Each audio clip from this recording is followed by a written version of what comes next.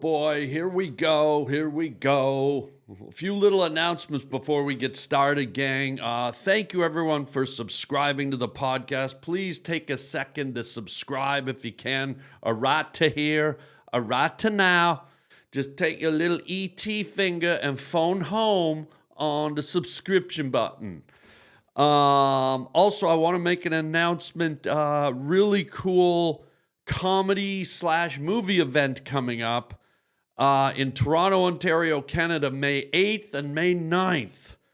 I'm going to be doing what we're calling the Wingman Weekend. I'm going to be doing 2 shows at the Royal Theatre in Toronto on May 8th. And on May 9th, we're doing a sneak screening of my brand new movie that I wrote and directed called Wingman. We got a beautiful theater, and we have sort of a package thing. If you're one of the first 100 or 150 people to order a ticket for the show at the Royal, you get to come back the next night and go to the sneak screening of Wingman. So it's sort of like a double thing. You get a comedy show one night with me and Jamie Kennedy, who are in the movie, and then you get to go the next night to a really cool theater at a different location and watch the sneak screening of Wingman. It's going to be very exciting, a lot of fun. Check out harlandwilliams.com to get the link and order your tickets because they're going to sell out like really quickly. So check it out, harlandwilliams.com for the Wingman Weekend, and it's going to be a riot. Holy smokes. And then the next thing is we have a new theme song this week. I got to tell you guys, the theme songs you all sent in, they're still coming in. Just amazing. The creativity, the artistry, and I'm just loving hearing what you're doing, and I'm glad I can help spread your art and share your art with the world. And that's why it's important to me to mention people's names. I didn't want to just put the theme songs up blindly and just go, oh, we got a free theme song. No, this is about as much you sharing with me as me sharing with you. And so I want you guys to get all the credit. And this week's song is from Lucas Mandelbaum. I hope I'm saying that right. Lucas Mandelbaum did a great, peppy, fun theme song. I had to trim it down just a little bit, Lucas, because it passed our 20-second, limit. I think yours was a little over 30 seconds, so it had to do a little creative cutting, but I think it sounds great. So Lucas Mandelbaum, thank you for your wonderful song, and we're going to keep playing your theme songs as they come in. And again, we can't use all of them because there's so many, but we're picking the ones that we think really pop and work, and they're all great, by the way. But as you can imagine, we can only use so many. So thank you, Lucas Mandelbaum, and don't forget to subscribe. Check out the Wingman Weekend at harlandwilliams.com, and enough jibber jabber from Bibber Babber or whatever they call me down at the YMCA. Let's go.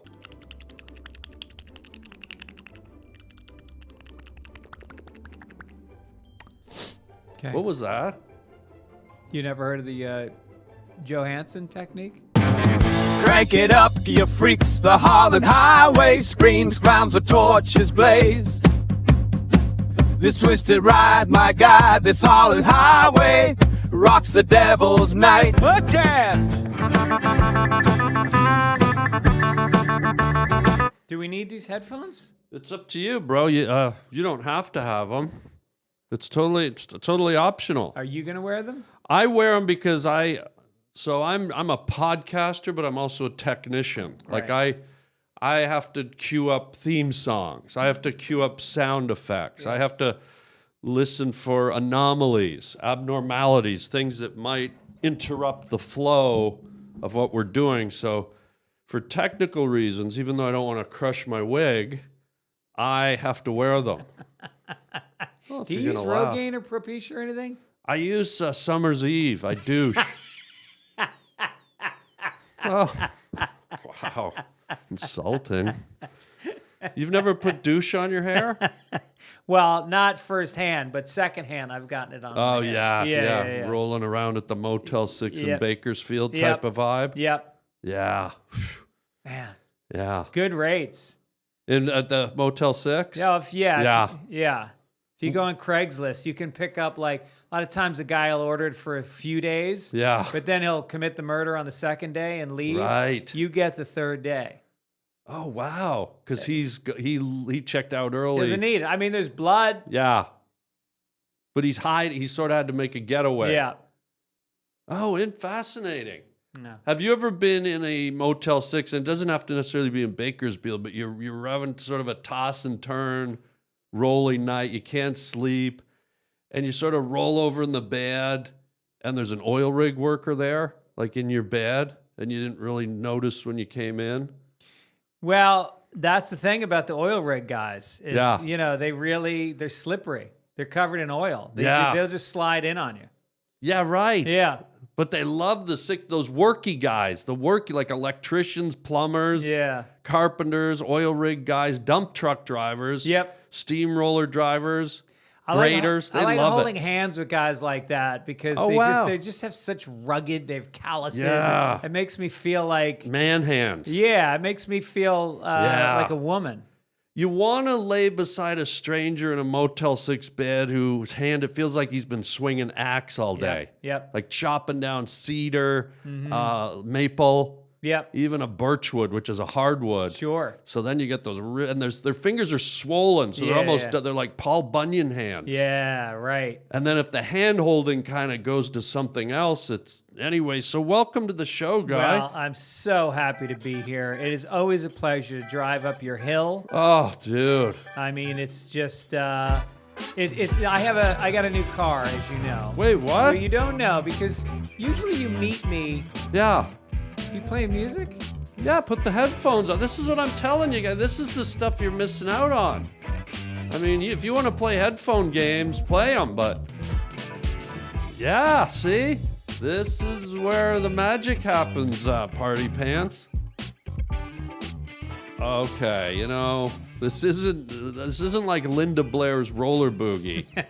Well, what was this? God.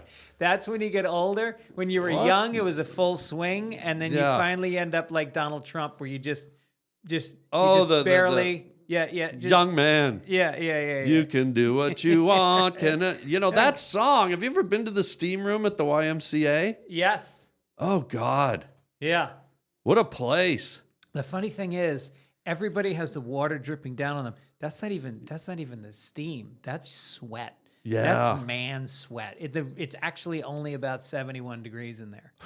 What I love is that cloud of steam, and you go in, and the great thing about it, you can't see, so you don't know who or what's touching you. Yeah. You ever go through a car wash and that thing dangles down in the car, and it just like goes like that over your car? Yeah. That's what it's like in the YMCA steam room. It's just fingers all, and you don't know if it's a Testicles. man or a woman or the attendant or a towel boy. You don't. It doesn't matter because see no evil, smell no evil, or whatever it is. No, you're just a man in a steam room, and things happen, and then you take a shower. The shower washes all of it away, including the memories. If you make it hot enough, you won't remember anything that just happened. But what do you want to wash away the good memories? Because sometimes, the touching in there, I almost feel like a children's book, but in Braille. Yeah. Like there's so much of this going on all over my body. It's almost like a finger tapping massage. Like it's almost like I fell into a pit of Morse code, guys. Yeah. And, somehow I was naked and oily and steamed up, and they're just tapping, and I feel like they're reading Braille on me. Yeah, I used to go to the school for the blind when I was in high school. How'd you see it? No, I'm not blind. I would go in, and I would walk into reading class, and I would just lay down, and that's exactly what would happen. They would all just start reading me, and they thought that my nipples were exclamation points. Oh my God. Yeah. I did the same thing when I was 14, going through puberty. I had severe acne.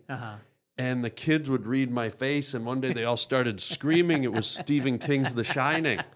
And they went berserk. Yeah.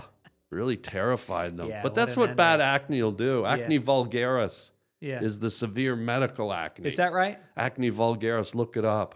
Like vulgar? No, it's just it's the clinical term. Yeah. There's acne, and then acne vulgaris is just full pockmarked, taking those off? Yeah, they're loud. They're very loud. It's okay. I can turn yours down a bit. Yeah, maybe turn it down. I mean, I like to hear you, but how's that? That's good. See, as soon as you took him off, I put the music back on because I'm like, if he's going to be a smart ass, young man.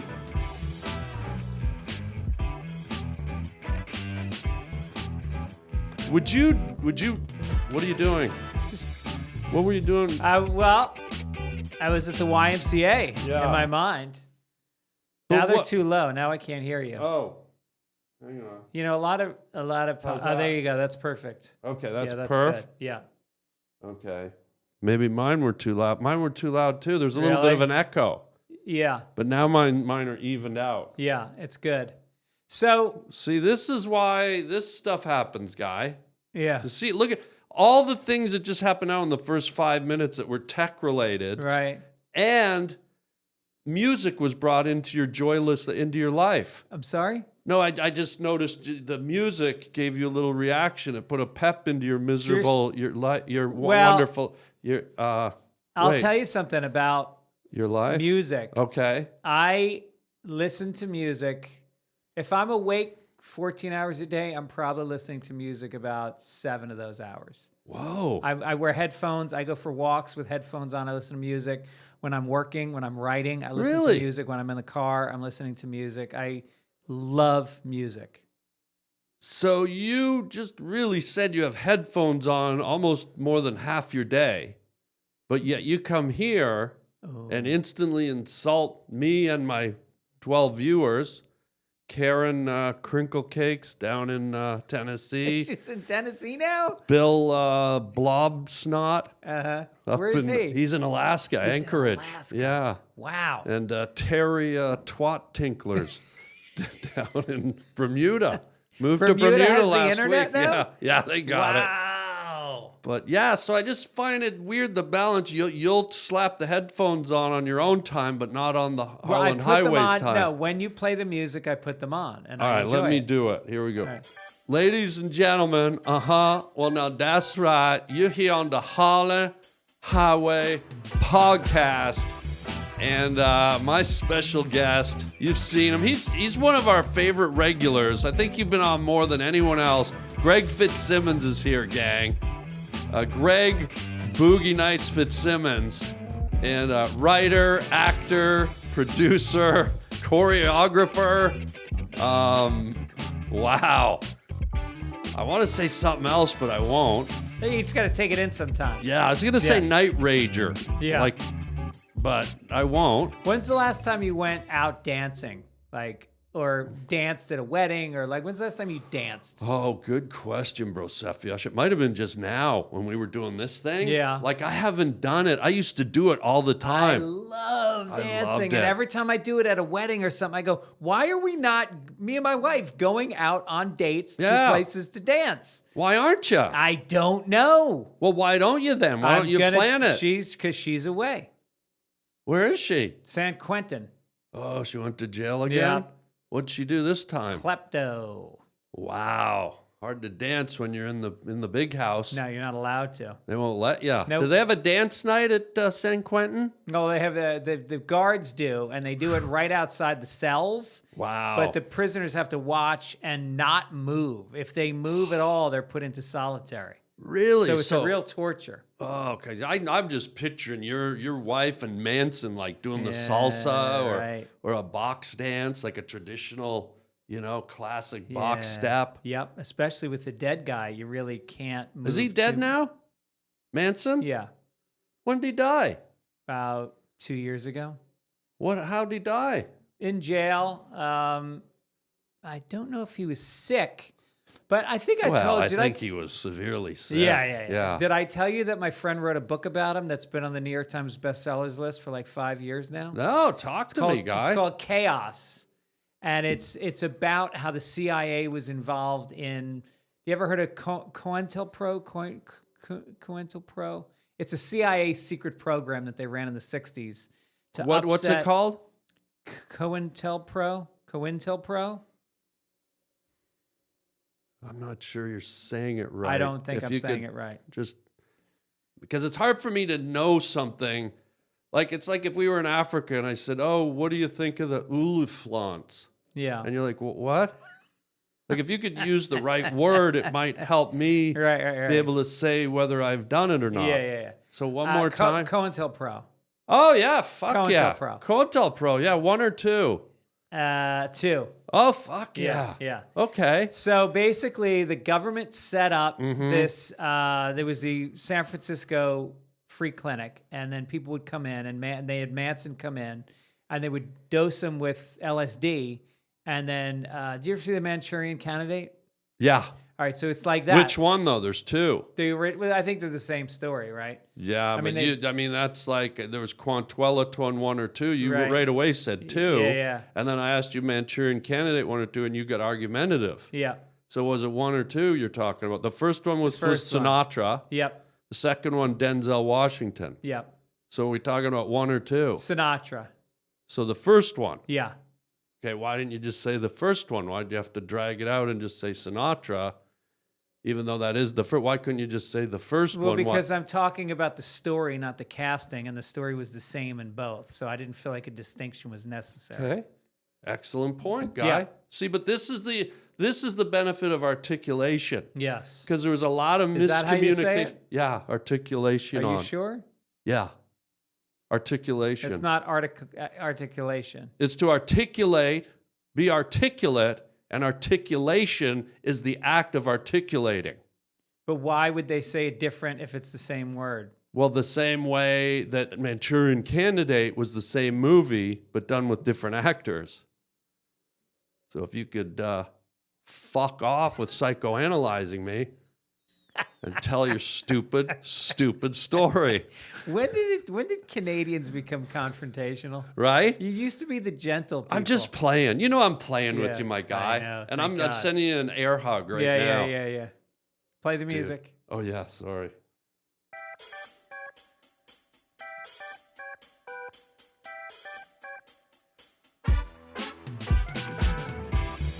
Wow. Papa don't preach, he's keeping the baby. Papa don't preach, he's in trouble now. Papa don't preach, he's made up his mind. He's keeping the boogie. Wow, guy. Okay, where are you? Where's my build your own website enthusiasts? Here we go. Are you ready to boost your brand with a stunning website? Look no further than Odoo. Odoo. Who do? You do. You do Odoo. In just a few clicks, you can create a modern, professional website that stands out. And check this out, it's completely free. It's fast, and in just a few clicks, you can get the website configurator going. If you need help with content, Odoo's built-in Chat GPT integration allows you to generate, reword, and adjust your text effortlessly. Odoo has an unlimited hosting and support and also offers a free custom domain for 1 year. That's, I don't know how many days that is, but a year's a lot of days. Visit odoo.com today to start creating the website of your dreams. Those are dreams. Odoo, fast, simple, and all you need to elevate your business. Who do? You do. Odoo. Okay, so anyway, yeah. So he wrote this book, Chaos, and it's about the CIA, and they just made a document. Errol Morris, the documentarian, is like the most famous documentarian. He did the baseball one, yep. the Abe Lincoln one. No. A lot of PBS documentaries. No, that's the other guy. That's the other guy. Okay, sorry. So anyway, they did a documentary on Netflix. It's out right now about it. Wow. And he's coming on my podcast later on today. No way. Yep. And you're going to talk about Manson? Yeah. And Manson visited the LSD clinic. Yep. And I don't want to tell the story for you, but if I'm sort of looking down the road, are you maybe going to suggest or he might suggest the LSD is what twisted Manson's mind and sent him spiraling into thinking he was a Jesus-like figure, which eventually led to the Sharon Tate murders and his disciples. No, he already had the Jesus complex, and then they took him and they got them all the followers on LSD to get them to do behaviors they wouldn't normally do because they were mind control, like Manchurian Candidate. Yeah. The first one. Yeah, first one was Sinatra. And then they would perform the murders and then basically be under the control. They wanted to disrupt the civil rights movement and the anti-war movement. So they wanted the hippie, because he was a hippie, and they wanted the hippies to look bad. So they had them perpetrate this crime. Now I'm picturing Sinatra involved in those murders.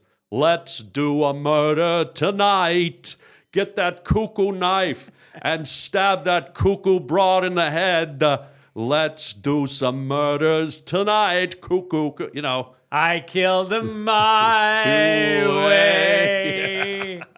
I stabbed again. I slit her throat and had no remorse. I gutted her just like a moose. I ate her ribs like Jeffrey Dahmer.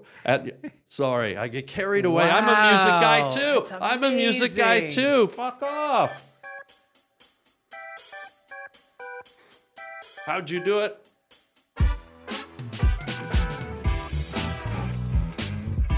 I feel like we're like parking. We're like those guys that help children go across the street. Yeah.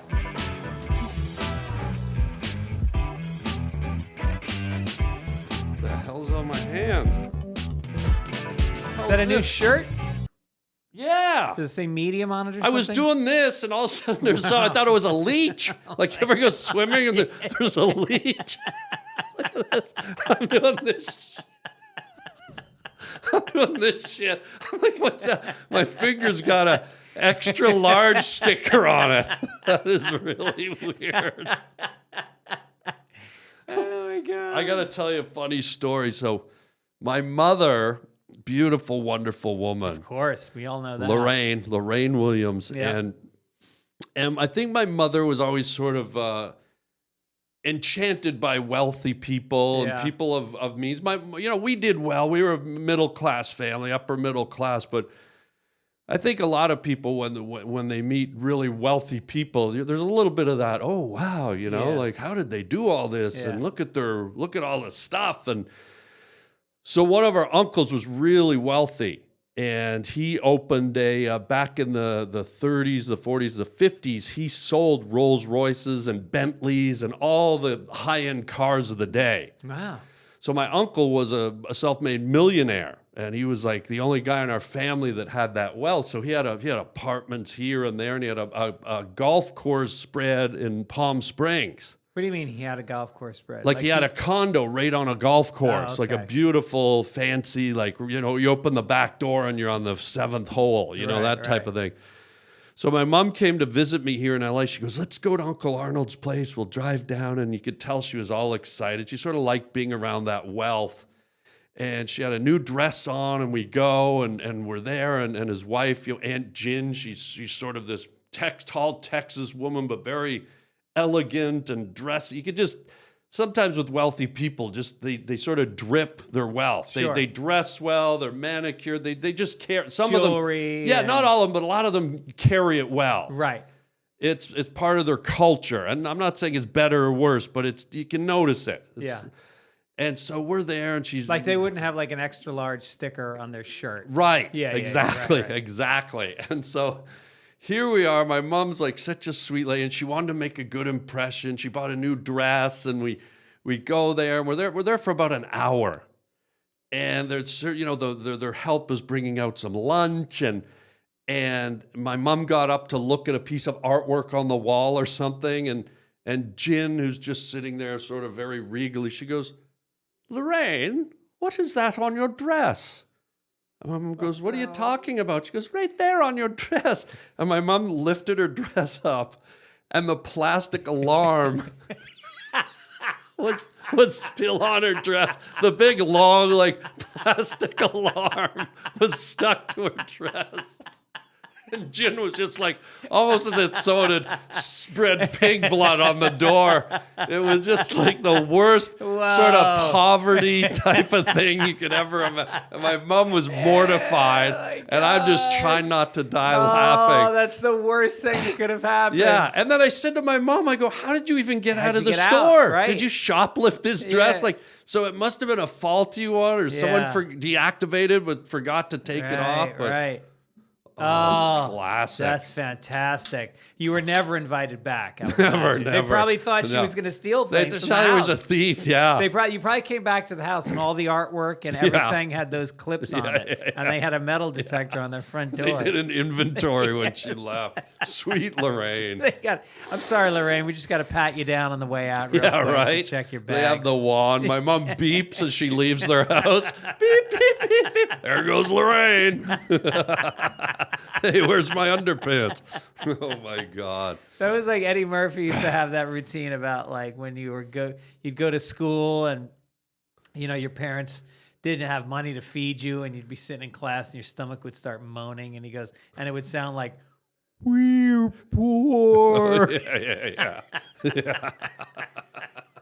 Sometimes it's fun to be poor though. When I in my early days when I was, poor, it's sort of, there's a freedom to it where you don't have to put up any airs. You don't have to stand up to anything. There's an actual freedom to not being encumbered by any type of wealth, whether it be a lot or a little. Right. And you've really maintained that. I have that sense of not caring what you appear like at all. That's right. Like hygiene even like cares? you could afford soap.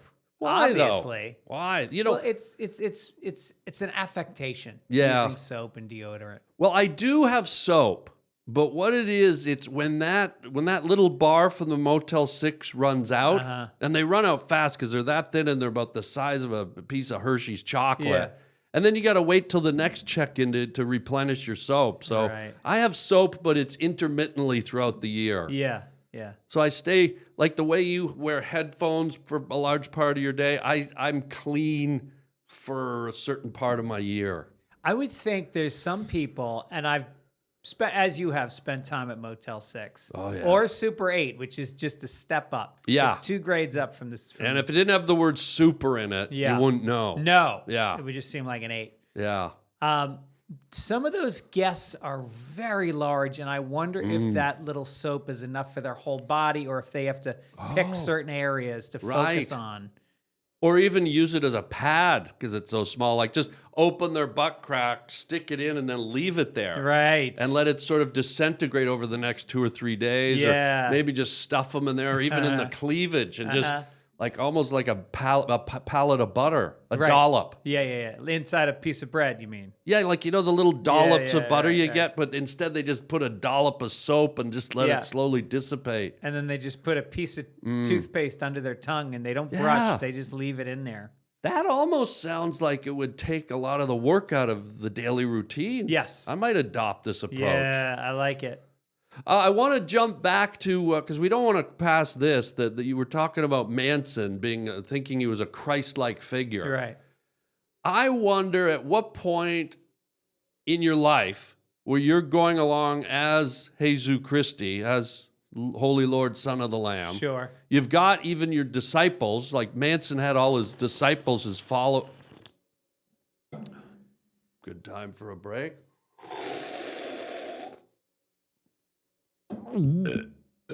Oh, we did what's called a swallow burp. Yeah. It's fascinating because are you a physics guy?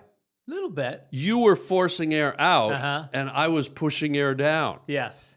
And for every action, there's an equal and opposite reaction. That's the right. first law of physics. Yes. And we just did it right there. So for those of you that think my podcast is stupid, no, not anymore.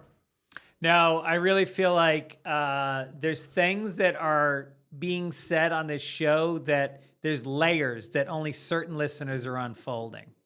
Oh, so there's cleaning ladies listening? Yes. Huh.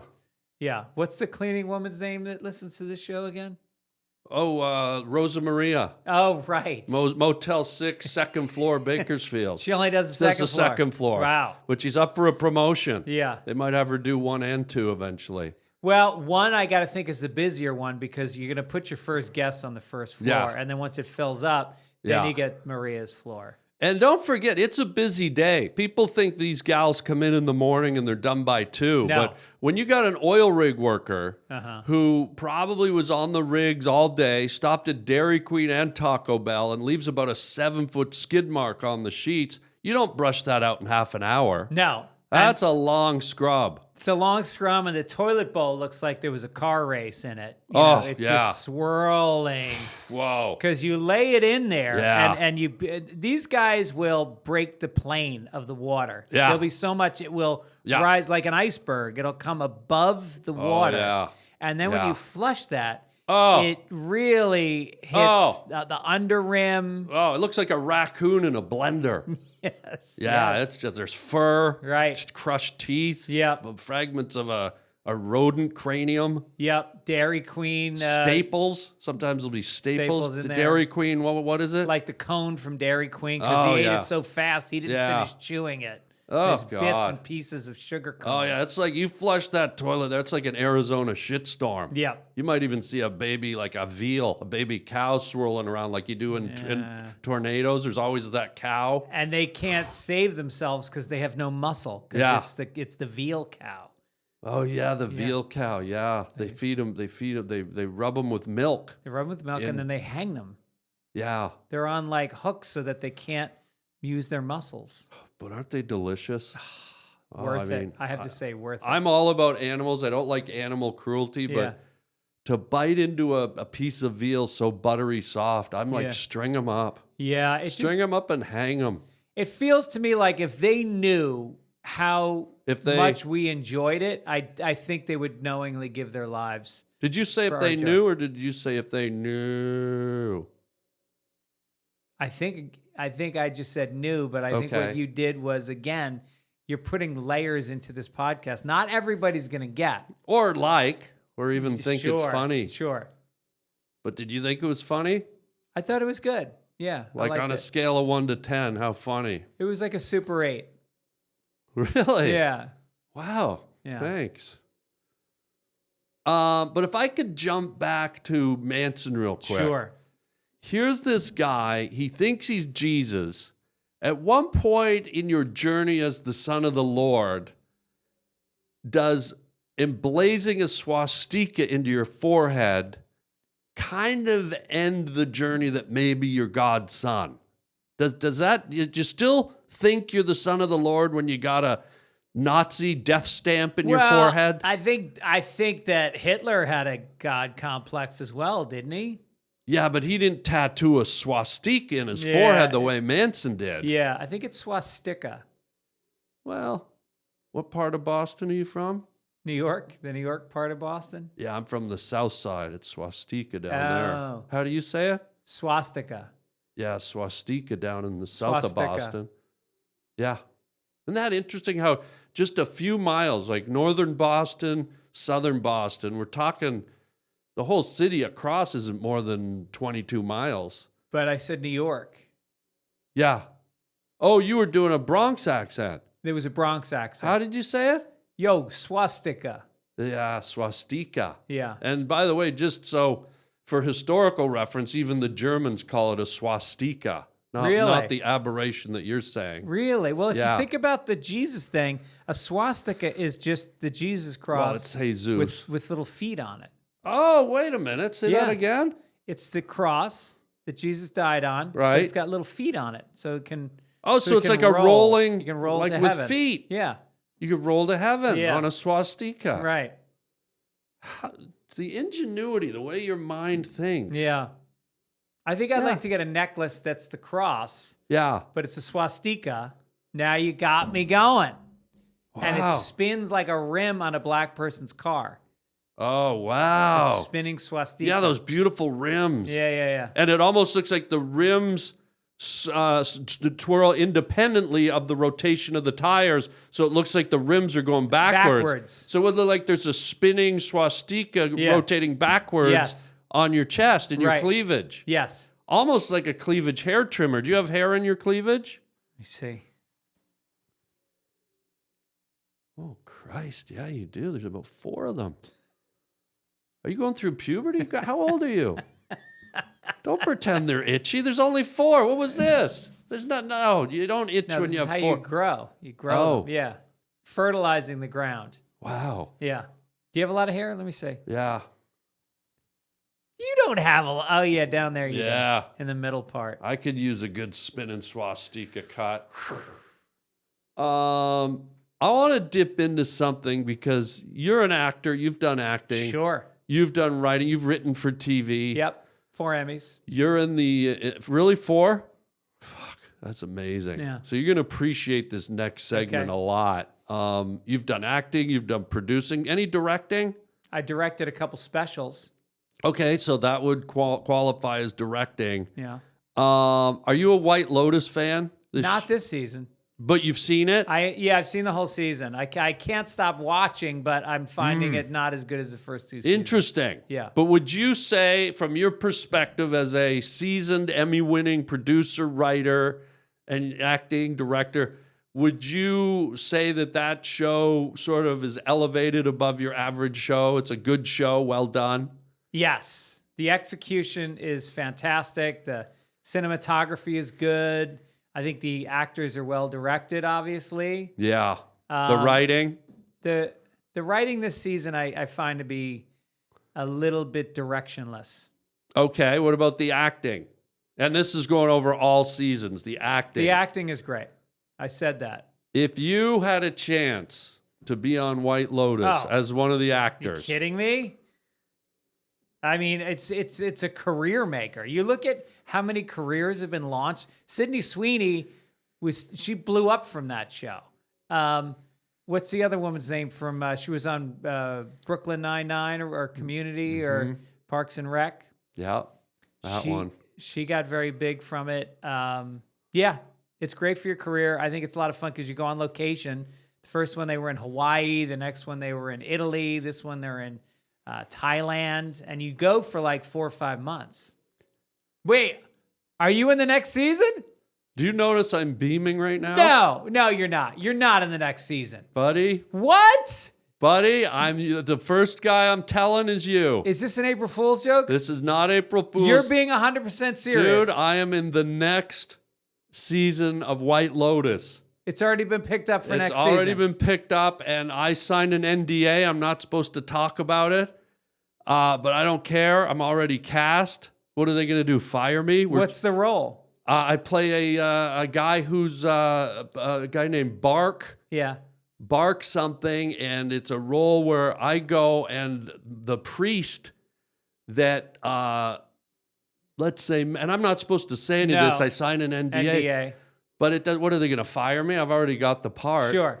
I go to this White Lotus, and I'm not supposed to say where it is, but we're in Greece. Okay. It's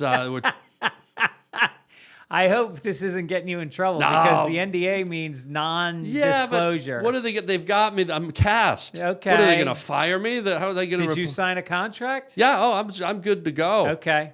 Yeah, and so what happens is I'm a guy who I'm a serial killer going out to get revenge on all the people that have wronged me in my life. Wow. And it's a pretty deep part.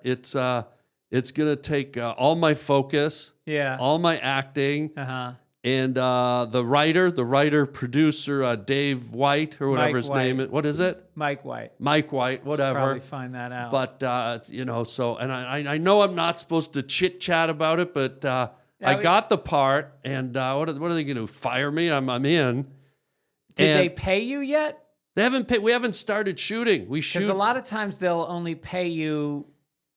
And again, I love that you're talking about this because I think it's great for the podcast. You see, I'm beaming. I just am concerned that you're getting ahead of yourself, and this might affect whether or not they bring you to set and actually shoot your scenes. Oh no! I think maybe I'm cast. Right? They cast me. Okay.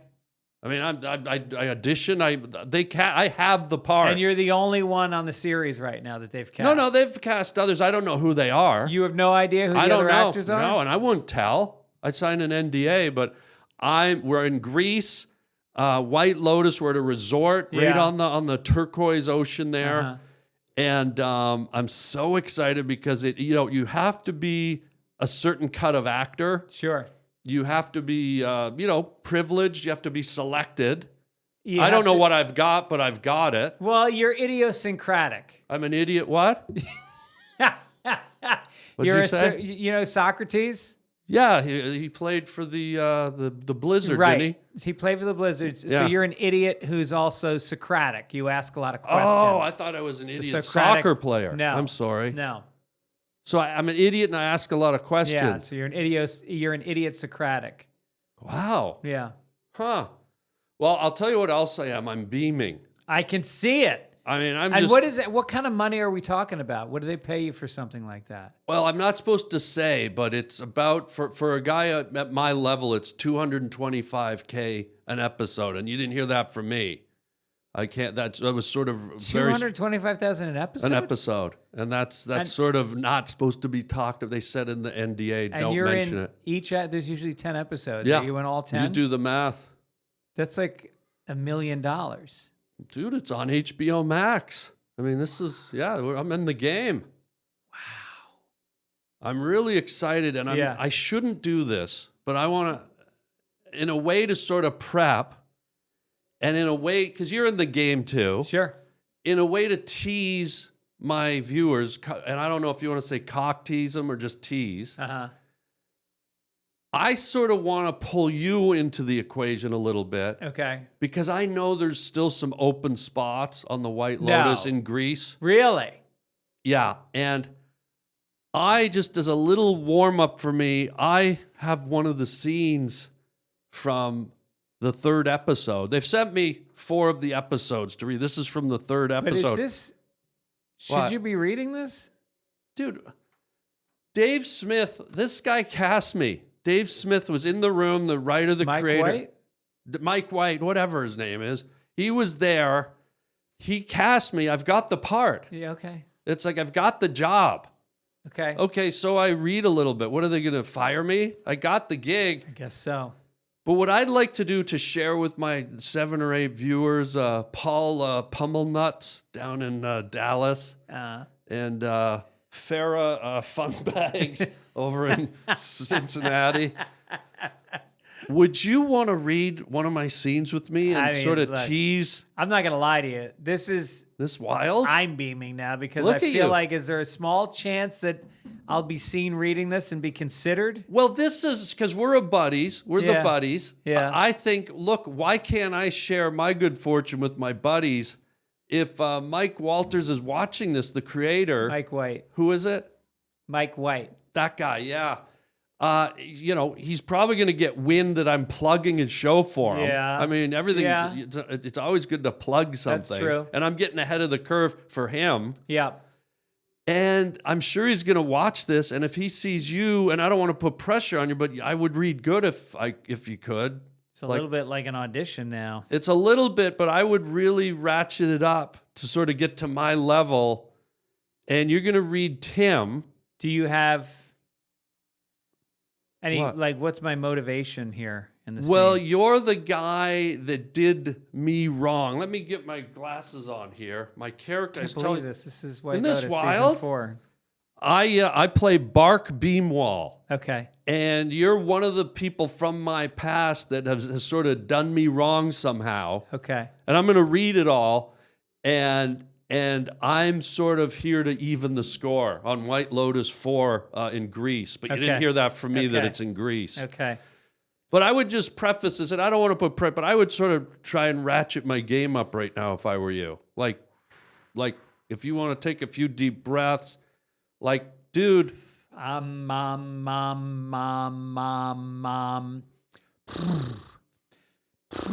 It's not, the role's not a horse.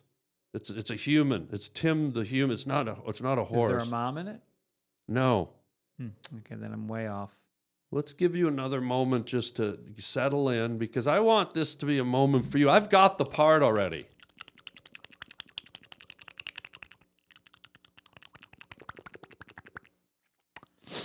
Okay. What was that? You never heard of the Johansson technique? This is so bizarre. Have you ever heard of deja vu? Yeah. I was in the Bakersfield Motel 6 about 3 weeks ago, just about falling asleep. Yeah. And the drywall's about this thin. Sure. And I can feel myself going, and I hear a noise through the drywall. If you could do that again.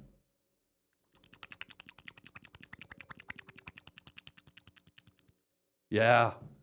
Isn't that weird? I heard that. Do you think they were preparing for a role? It was an actor, I don't know if there was probably. actors, because usually you get oil rig workers and bulldozer drivers, but maybe there was an actor, a Bakersfield actor, through the drywall preparing for... Well, a lot of times when you do the Johansson technique, you also vocalize. You try to loosen up the lower end of your chords, and you'll go... Okay.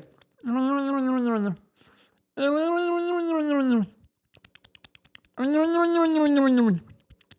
my God.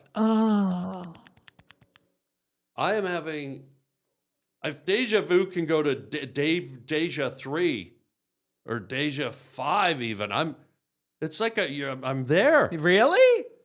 I think it was an actor. Dude, there was an actor do in you think Bakersfield. somebody else is up for this role that I'm about to play of Bark? I don't know. Maybe someone was doing Annie at the Bakersfield Playhouse or Cats. Well, or Phantom of the Opera, or the lesbians? Les Miserables. Lesbians what? Lesbians are miserable. Most of them are. Have you ever been to Lilith Fair? Sometimes there's a vocalization at the end that goes like this. It goes... That'll be $20. Oh my God, that sounded a lot like Droopy. Yeah. That'll be $20. Maybe Droopy was fucking Donald Duck through the wall. Oh my God. Do it again. I'll do the... All right. That'll be $20. And if you don't give me the money, my boyfriend's gonna come in here and really fuck you up.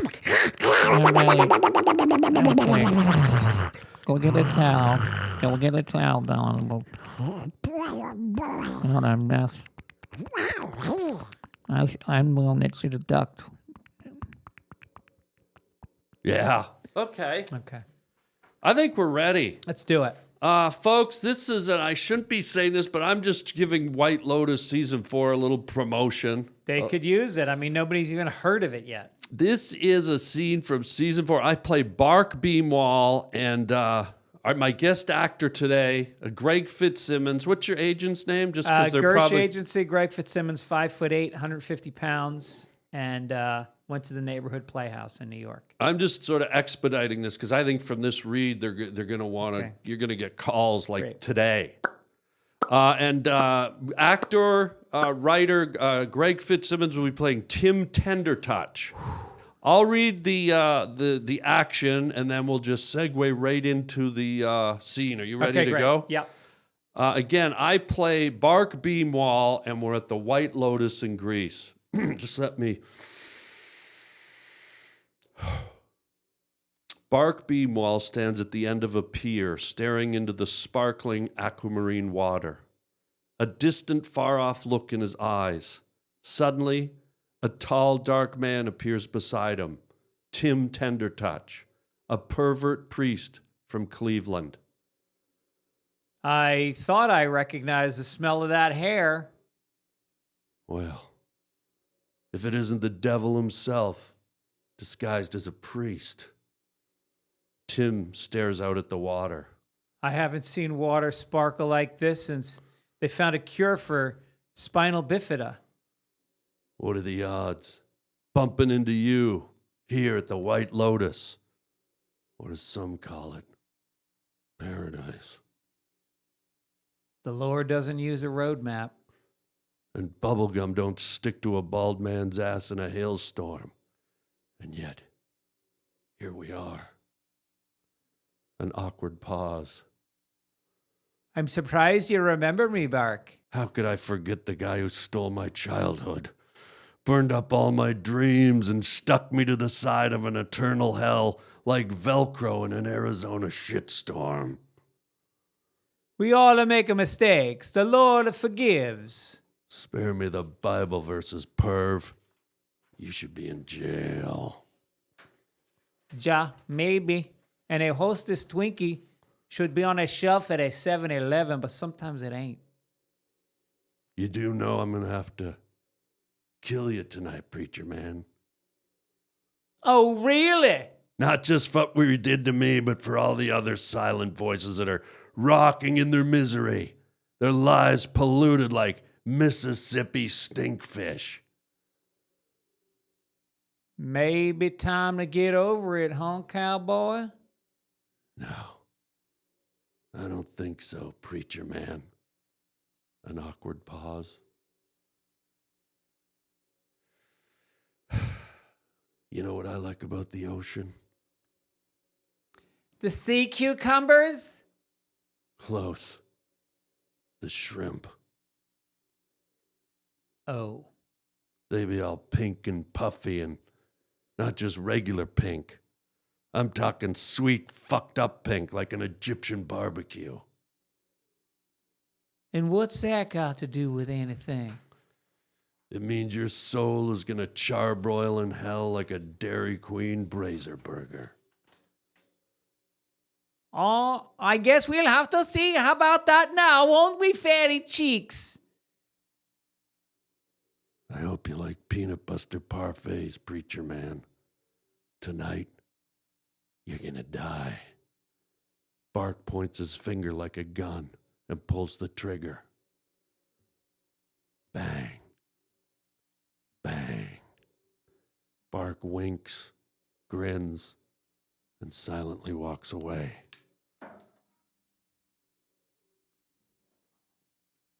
End scene. Oh my Dude. God, I felt it. What the fuck did you just do? Well, what I wanted to do, when I was doing my preparation, I thought, fuck. you know, Mike White's the kind of guy who sees a lot of different characters. Who was it? Mike White. Okay. And I thought he may go in a number of different directions. Yeah. And let me showcase. I did a one-man show where I did 57 characters in 13 minutes. Wow. And so I sort of, before I was doing my preparations, Yeah. I started thinking about my best ofs. And I just fucking rolled them out. I just rolled out the different characters. Oh my God. Yeah.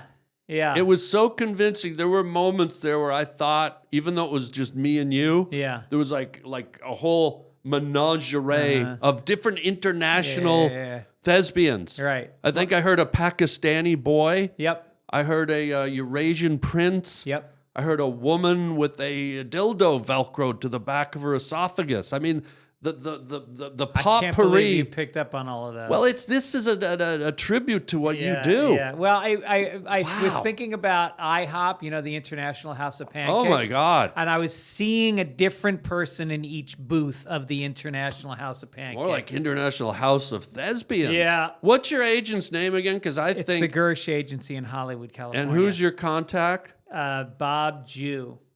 Bob Jew. Okay. Is he Jewish or?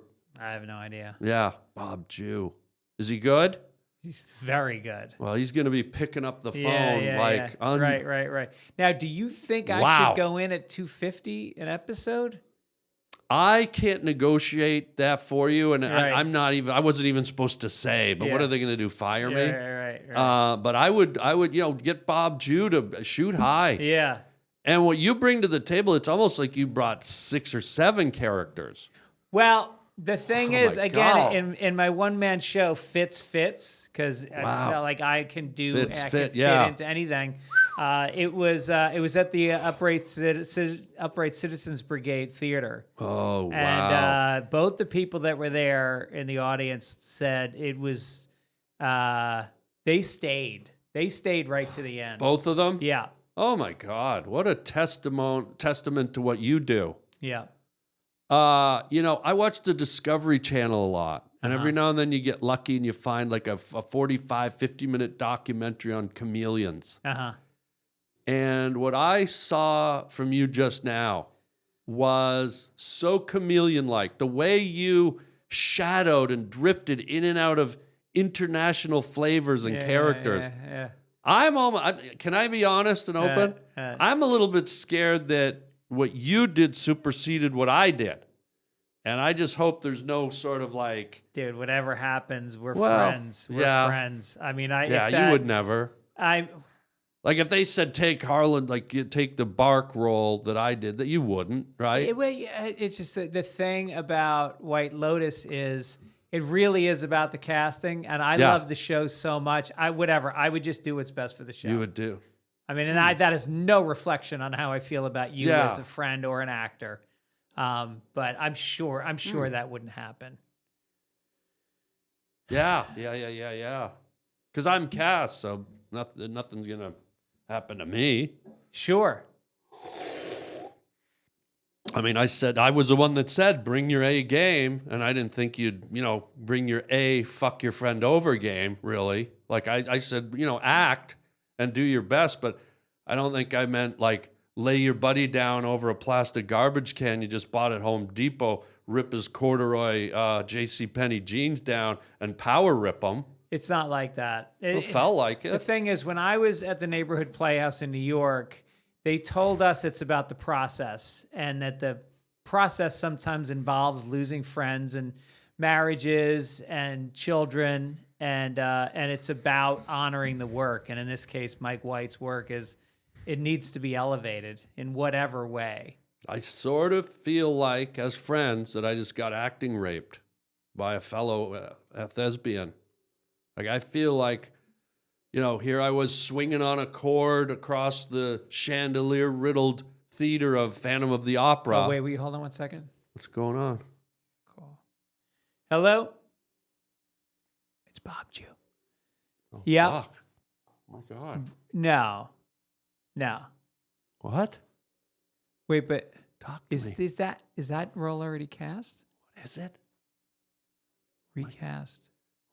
All right, listen. Go. I would say go for it and start at 275 and see what happens. Okay. All right. Love you, Bob. What is it? What did you say? It was my wife. My wife. Yeah. Oh. Okay. Hey, everybody. Check out my merchandise at harbling.com. Yeah, most people just slap some letters or images on a t-shirt or a hoodie, but not me. Yours truly. Guess what? I draw my own designs. At harbling.com, you can see tons of my hand-drawn t-shirts. You can either buy the original or you can buy a print. And man, oh man, wear them loud and proud. I love making these designs for you guys and keeping it personal. So check out the whole catalog. We got hoodies, we got coffee mugs, we got t-shirts, you name it, it's there at harbling.com. Get your Harland original design, wearable art at harbling.com today. And thank you for your support. And I'll just keep the groovy images coming.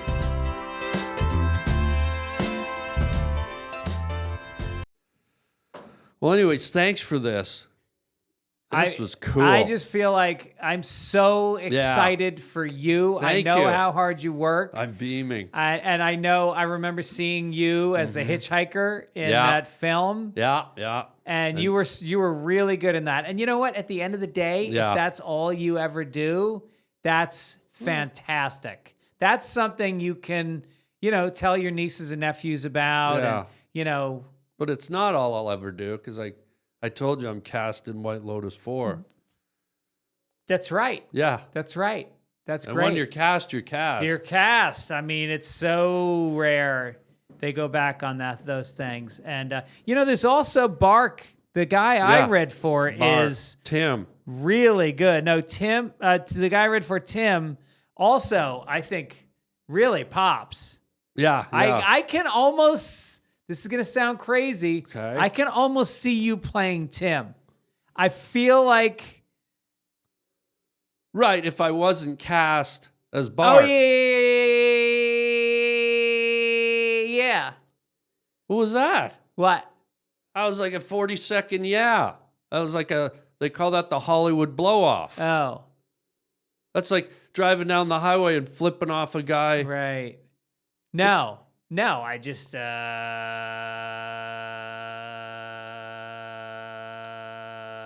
just think that this Tim thing is another direction to go in.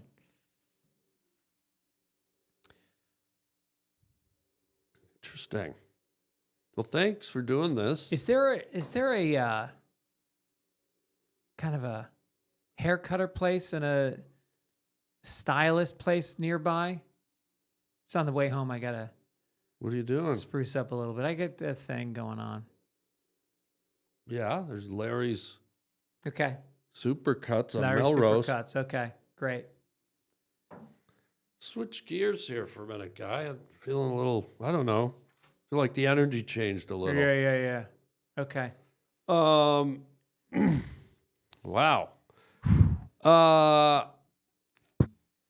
Can I share a quick story with you that I'm shifting gears? I got to get the energy back. Okay, yeah. I guess I'm getting too excited that I'm on White Lotus 4. Yeah.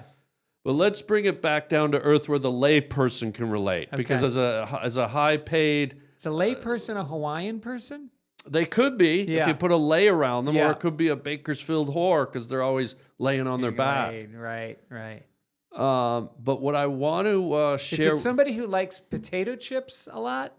Unless they're a Pringles person, but if they're not a Pringles person, they're probably a lay person. Yeah. Right. I wonder if you are in Hawaii with flowers around your neck. Do you think somebody that likes a princess from Star Wars, would they be considered a lay person? I think so. Yeah. Because there's no reason, if we can send a ship to Mars, there's no reason we can't send chips into orbit. Right. But I did something recently that really was a milestone for me. Okay.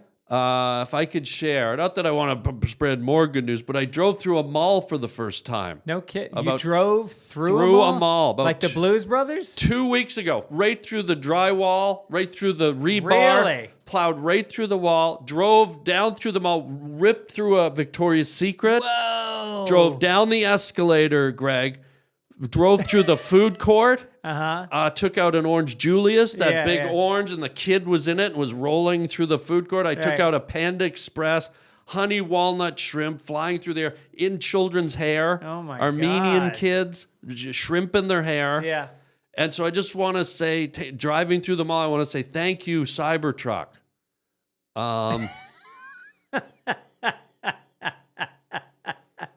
Have you seen the Cybertrucks? It seems like they could do anything. Dude, I don't know if RoboCop and a stainless steel fridge had sex behind a Home Depot. It looks like they popped out Chitty Chitty Bang Bang's bastard sister. I mean, this thing looks like a stainless steel fridge. It looks like the car of the future if the car of the future was built in 1957. Yeah. Yeah. And I vandalized one. Everyone's vandalizing them nowadays. I vandalized, and it looks like a fridge. I threw fridge magnets all over it. You did? Yeah, and I put a shopping list under the windshield wiper and threw some macaroni art on the whore. Just vandalized that. Did you leave a box of baking soda in the car? I threw some frozen microwave dinners in the back seat. Okay. But did you put rolls of toilet paper on top of the car? On top, yeah. I did the full vandalizing. Yeah. And, it's one of those things, I don't know that I want to drive a vehicle that looks like a fridge, and when I press the horn, crushed ice comes out of the bottom. Yes, exactly. I don't want that. Right. And the design of this thing, Greg Fitzsimmons, I mean, have you seen the angles on this thing, the way it's angled? You ever been driving down the road and you look up and there's a Cybertruck coming at and you're like, origami. I mean, the angles. I saw a guy, Greg Fitzsimmons, 3 weeks ago hit a raccoon, and this thing's still in the air 3 weeks later on the way to Cleveland. Just from a raccoon? Yeah, what's the angle of the... The angle pushes it that way. And do we need a bulletproof vehicle? I mean, honey, get the kids. We're going to Afghanistan. Get the picnic basket. We're going for a day in the Gaza Strip. It's the Strawberry Festival season. And I'm not doing... This isn't stuff from my act. No. I'm not doing jokes from my act. No, you wouldn't do that. This is off the cuff. Right. Like the way my mind works as a season 4 Lotus Blossom actor. Yeah. Like this stuff just comes to me. I get on a roll. Do you think Mike White will want you to draw from that on set Probably. of White Lotus 4? Probably. When he sees like how I could come up with a run on Tesla, the Tesla Cybertruck, just in the moment off the top of my head. Do you think that the new Priuses are like mini fridges? Priuses, boy, they're fun. They're electric and they have gas. Sometimes I'll switch them on at the same time. I feel like I was trying to jump in on your riff. I riffed. I kind of killed it. I kind of killed the bit.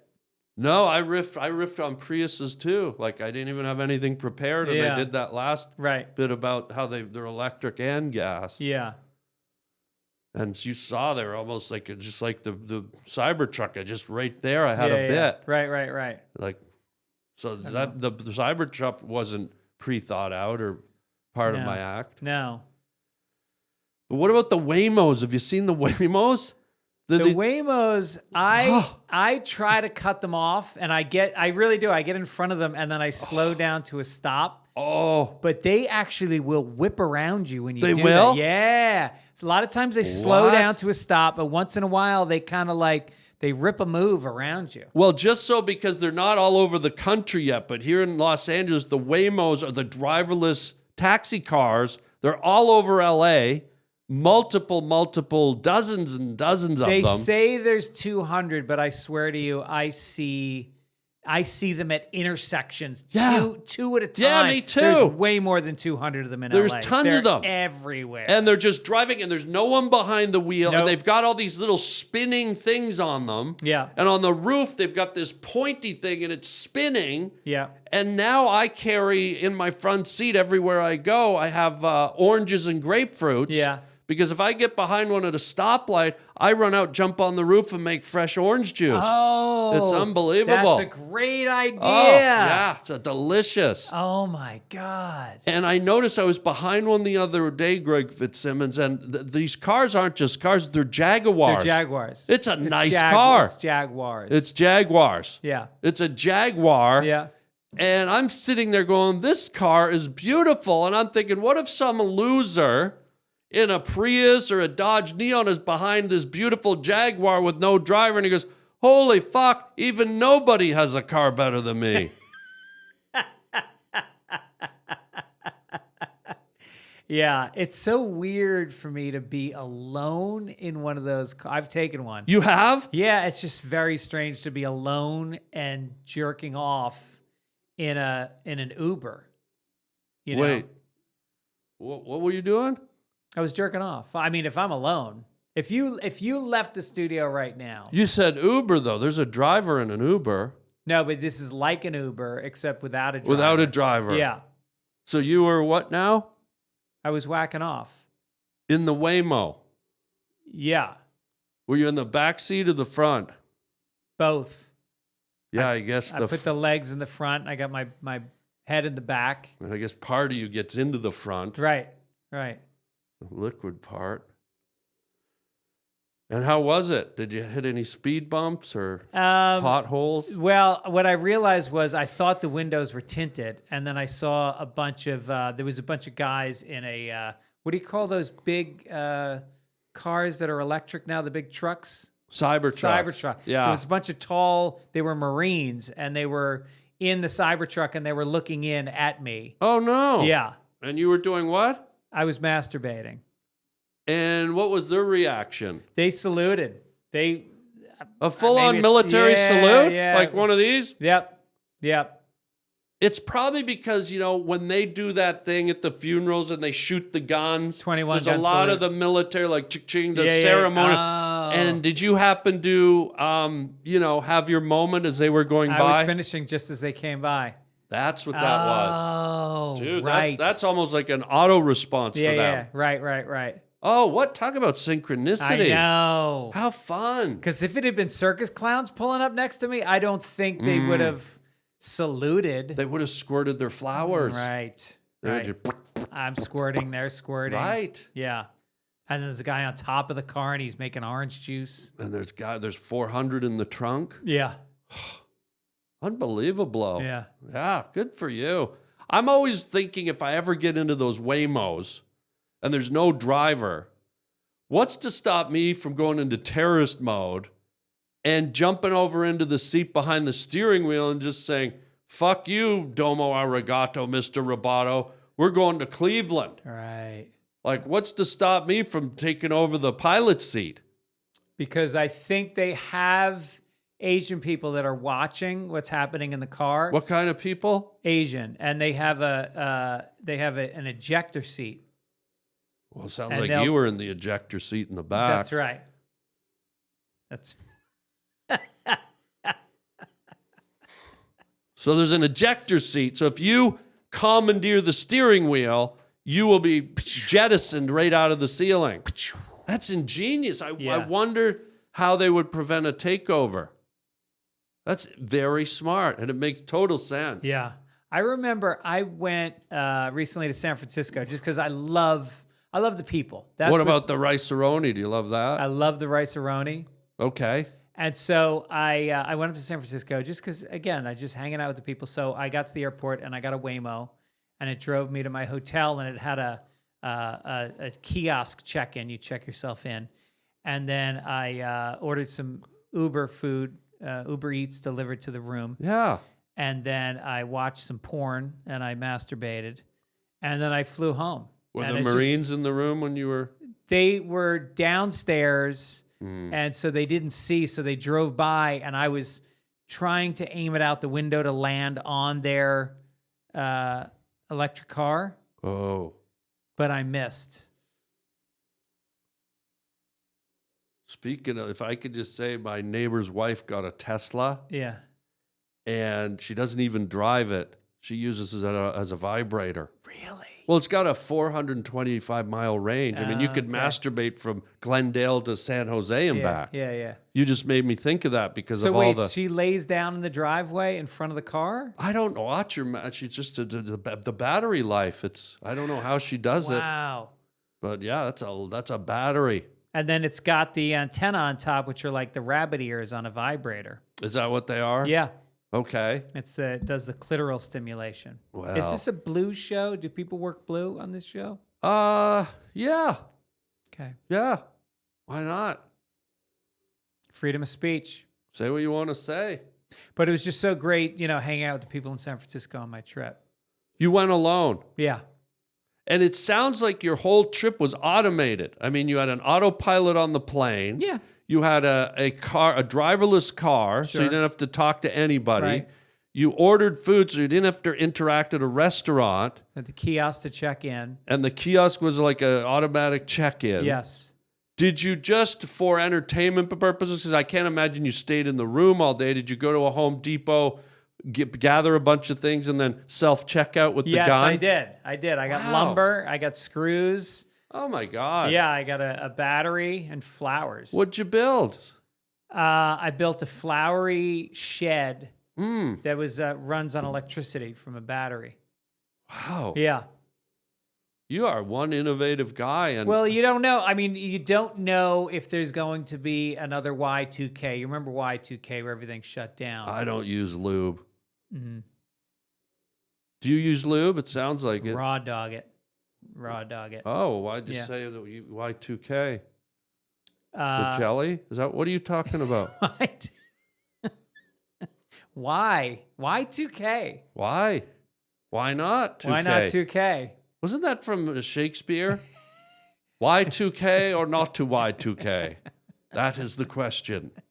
Because my ass hurts. That's the answer. Some guy yelling off screen, Speaking of words and Shakespeare and literacy.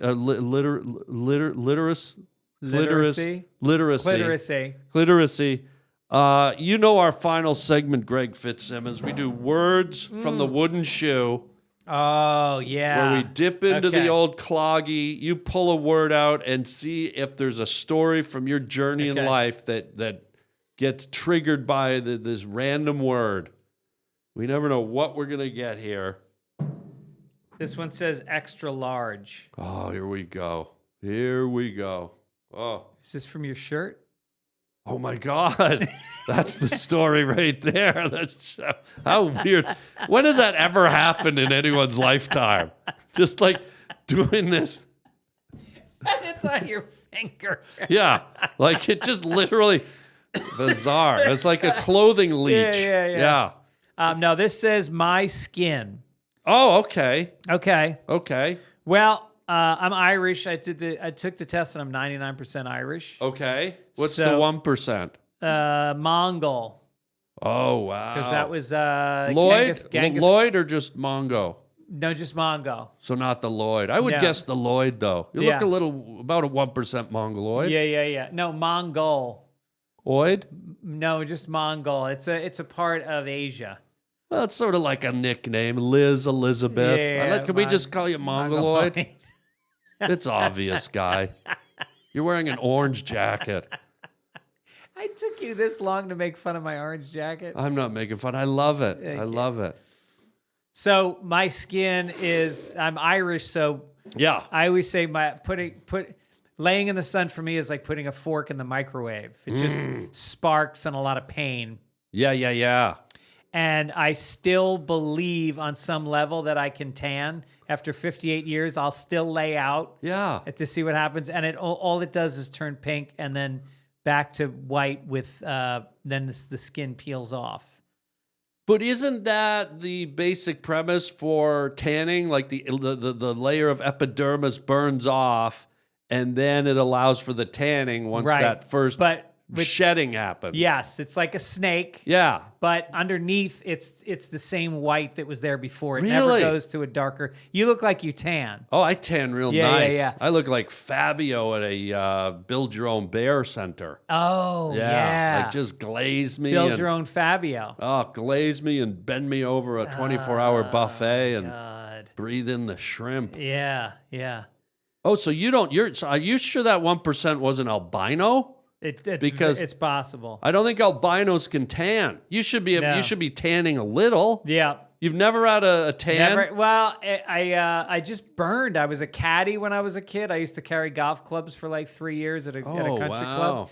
And I didn't wear a hat, and my nose used to get red. Yeah. And then the skin would get hard as a rock. Oh. And I would peel off the hard scab, and then go back into the sun the next day with the pink, raw skin getting hit by the sun. I'm definitely going to have skin cancer at some point. Have you been to the dermatologist? Yes. Have you checked? Yeah.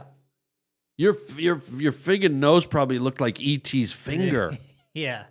Oh, and did the dermatologist find anything?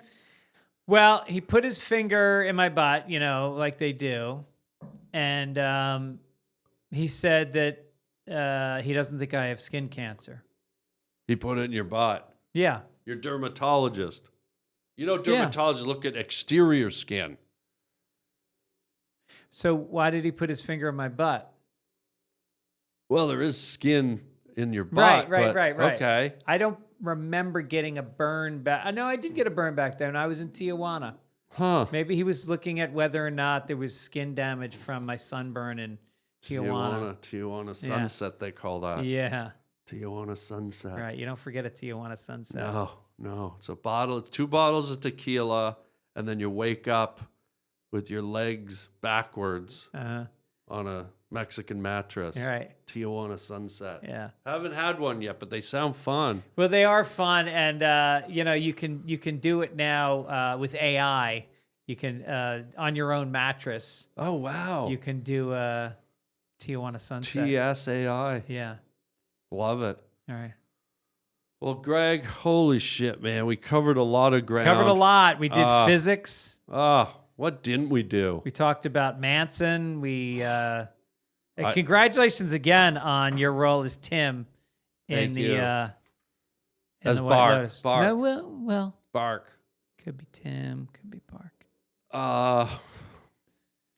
bark out your tour dates, your Instagram, all your stuff, your podcast. Well, let's hear it, Let's hear it. Well, the special, I've got a new special. What? Well, 6 months old. It's called You Know Me on YouTube. We just had 500,000 views, which is very exciting. Good, congrats. And then when does this come out? This week? This podcast? Yeah. It was going to come out, but then the blue stuff at the end, we're probably not going to air this one. All right. But if you want to just make up a I'll date. be in Boston April 4th and 5th, and then I'm going to be down in Tampa, Florida. I'll be in Huntington Beach, Escondido. Wow. Dayton, Kentucky, which is really Cincinnati. Anyway. Is that a dating site? Dayton? Yeah. Okay. Yeah. And Fitz Dog Radio and Sunday Papers are the podcasts. Yeah. I've been on both. Check them out. They're a riot. Right. Check them out. One of my favorite guests of all time. Hello. And the studio loved you. Everybody kept talking about you for the next few weeks. They were just so excited that you came in and how funny you were. And this is why I think I got the role on White Lotus 4, because just what you said, all that stuff, it's almost like I can't shut it off. I know. And I think that role of Tim, it's almost like they wrote it for you. Yeah. Bark. And let's not forget the creator wrote it for me, Michael Davidson. What was his name? Michael White. Yeah. Well, buddy, thank you for being here. One of our faves here on the Harland Highway podcast, ladies and gentlemen. Greg FITZSIMMONS. Check out his tour dates. Check out his 2 podcasts. Check out his new dancing studio. And check out his gynecologist. That's it for today, folks. We'll see you on White Lotus 4. Until next time, chicken chow mein. You want to do the extra large dance? Extra large on my finger, extra large in my life, extra large in my sister, extra large on my wife. Hey, did it. Oh, shit. We ran out of music. I knew the music was going to run out someday. Yeah. It played for so many years. That's one thing you could never say to my legless sister. I knew you were going to run out one day. Good woman to marry. See you next time. Hey everybody, how would you like your very own personal video message from me, yours truly? It's your birthday, it's your anniversary, it's your graduation, or you just want me to make you laugh? You get to pick the topic you want me to discuss, give me some talking points, and off we go. You can get it for yourself or get it for a friend. It's super easy and fun. Just go to the Cameo app on your phone or to cameo.com. And I record a custom video made just for you or your loved one. Your very own personalized Harland.